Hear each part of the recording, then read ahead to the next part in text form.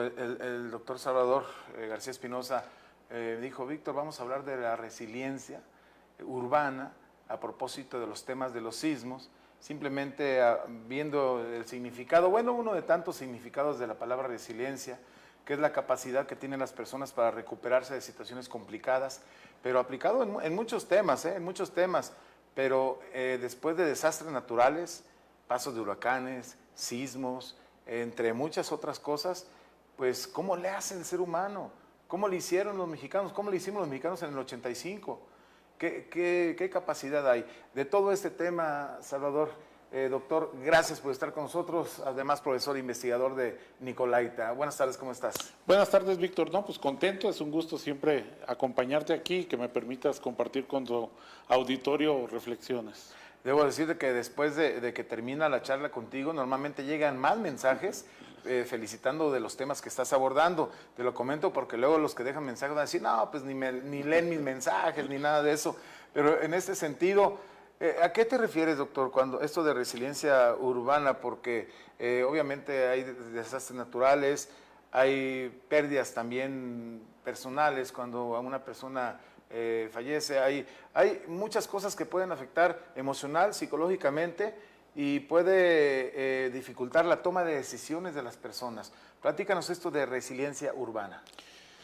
Fíjate, Víctor, que habría que entender que este concepto de resiliencia surgió en la psicología a mediados del siglo pasado, donde un estudioso de las personalidades y de la mente identifica que las personas ante un evento inesperado, como puede ser la pérdida de un familiar o un accidente y demás, pues cae en depresión, modifica su estilo de vida y tarda relativamente poco, mucho o tal vez nunca se recupera de ese elemento traumático, y entonces a ese tiempo que tarda en recuperar su actividad le llamó resiliencia, es decir, qué tan resiliente es una persona para recuperarse de un evento traumático, como pudiera ser este caso del fallecimiento de un familiar, ¿no? Luego se trasladó ese concepto, por ejemplo, a la ingeniería y hablan de materiales resilientes, materiales a los que se les aplica una fuerza y qué tan capaz es el material para que una vez que le quiten esa fuerza regrese a su estado original. En biología se habla de resiliencia cuando los organismos se pueden adaptar a los cambios climáticos. ¿Qué tan resilientes son para sobrevivir a condiciones que han ido cambiando? Bueno, ese mismo concepto, si lo trasladamos a la ciudad, pues se habla de resiliencia urbana, es decir, qué tan preparadas están nuestras ciudades para enfrentar un asunto inesperado, un asunto eventual, como pudiera ser un huracán, el caso que acabamos de vivir de un sismo o una inundación, y qué tanta capacidad y qué tan preparados estamos para recuperar nuestras actividades normales lo más pronto posible. Nosotros tenemos grandes ejemplos, por decir, las ciudades del sureste les avisan que va a haber un huracán y ya están preparados, forran sus ventanas con madera, guardan alimento, quitan todos los elementos que puedan volarse de las azoteas y demás. Pasa el huracán y a los 2 días la ciudad está funcionando en plenitud. Es decir, son muy resilientes porque es algo que ya saben cómo enfrentar. En este caso, creo que más allá del asunto coyuntural de atender la eventualidad del sismo, como bien lo ha hecho el gobierno del estado, inmediatamente se presentaron en las localidades más dañadas, hacer un censo, empezar a rehabilitar caminos y demás. La resiliencia lo que nos pide es que preparemos a nuestras ciudades para enfrentar eventos atípicos o que les llamamos eventos naturales, ¿no? Porque, doctor, dentro de todo este contexto, vamos a observarlo, ya pusiste una serie de ejemplos, pero vamos a observarlo desde el punto de vista de los sismos, 85, 2017, 2022, otros tantos, ¿no? A través de la historia, pero de los que son arriba de 7 grados o de magnitud, ¿no? En este sentido, bueno, ¿qué le queda? ¿Qué y qué está en cancha de las autoridades? ¿Y qué está en cancha de los ciudadanos? Mira, yo creo que las autoridades han hecho lo que está a su alcance en términos, por ejemplo, de la alerta sísmica, de fomentar este tipo de simulacros, de modificar los reglamentos de construcción. Recordemos que a partir del sismo del Claro. 85 se volvió más rígido y más estricto la supervisión de obras, pues para garantizar que estuviera el diseño estructural que pudiera soportar un sismo similar. Oye, doctor, como un paréntesis, todos sorprendidos por la Torre Latinoamericana, Es que es una cuestión innovadora completamente. Ese es un éxito de la ingeniería mexicana, ¿no? Exacto. La manera en la que ha resistido Ajá. por el tipo de cimentación y demás. Pero creo que la autoridad ha hecho lo que está a su alcance. A los ciudadanos, ¿qué nos toca? Pues ser muy responsables. Lamentablemente, por ejemplo, hace unos días veíamos que hay gente que no toma en serio los simulacros y dice, no, ahorita pasa, aquí me quedo. Pero si eso escala a mayores, pues ya no va a alcanzar a salir o a moverse. En este caso de la resiliencia, lo que nos están pidiendo es que, como dice el dicho, más vale prevenir que lamentar.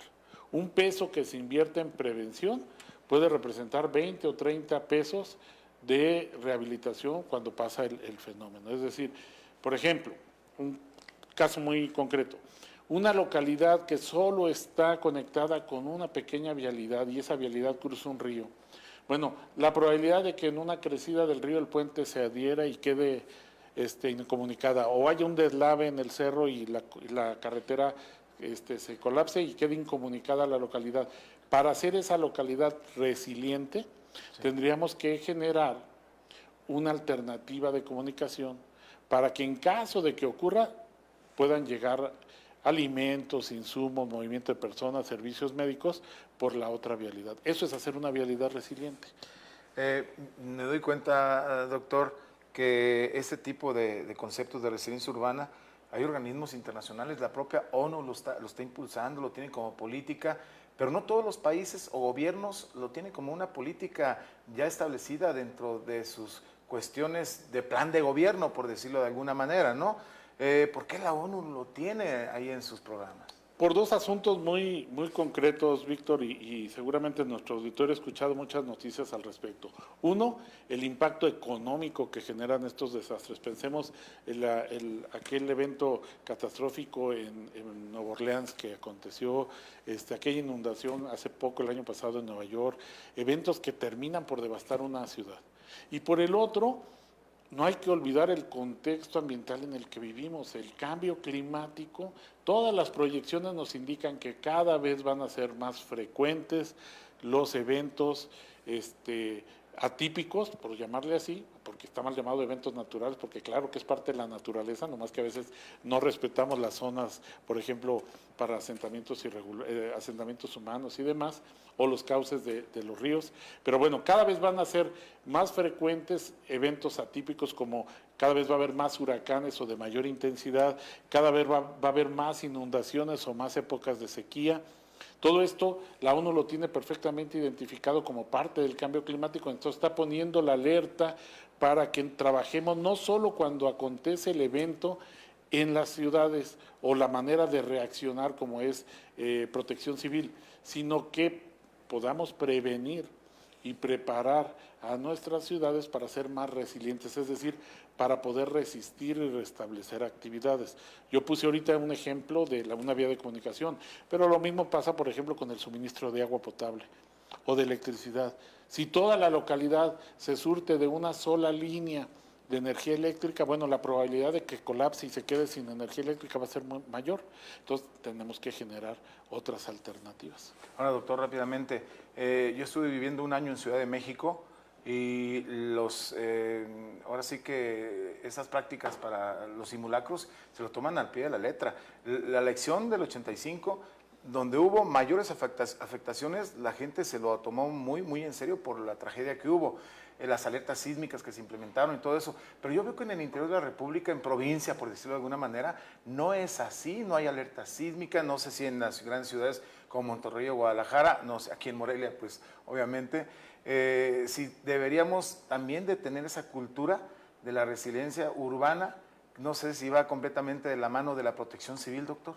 Sí, mira, como bien lo mencionas, a veces pues no aprendemos en cabeza ajena, tenemos que experimentar. La gente que ha tenido la desfortuna de presenciar uno de estos eventos, pues claro que ahorita apenas le dicen temblor y sale corriendo porque ya vio lo que puede pasar con un temblor. Claro. La gente que afortunadamente no hemos tenido esa experiencia tan traumática, pensamos que no va a pasar nada. O pensamos, no, acá no tiembla, eso es cosa de la Ciudad de México. Lo que estamos viendo es que cada vez es más frecuente, que puede temblar donde no temblaba, o que la magnitud como ahora, las réplicas pues ya no fueron réplicas, ya fueron otros temblores porque tuvieron casi la magnitud del primero. Entonces, pregúntenle a la gente de Aquila o a la gente de Cualcomán, pues si pensaban que se iba a caer la casa, o tanto hospital que ahora está cerrado por fisuras. Es decir, tenemos que estar preparados y tomarnos estas acciones muy en serio, porque no importa lo que haga la autoridad, si la ciudadanía no tenemos conciencia de ello, pues la afectación, el riesgo o las pérdidas humanas van a ser cada vez mayores. Tenemos, gracias a ver, déjeme ver por aquí, Mari Carmen Rubí, muchas gracias por el saludo aquí al doctor García. Sergio Corrán Tapia, muy puntual e interesante su participación, doctor García Espinosa, nos manda saludos a ambos. Ricardo Vega, tema de actualidad por todos los sucesos que nos aquejan, saludos a ambos. Bueno, pues ahí tenemos estos temas que seguramente serán de desinterés. Se nos acabó el tiempo, doctor. Gracias por estar como siempre cada 2 jueves aquí en Grupo Radio Tele. Muchísimas gracias por el espacio y nos vemos dentro de 15 días. Muy amable, Víctor. Gracias, doctor Salvador García Espinosa, profesor investigador, especialista en todos estos temas.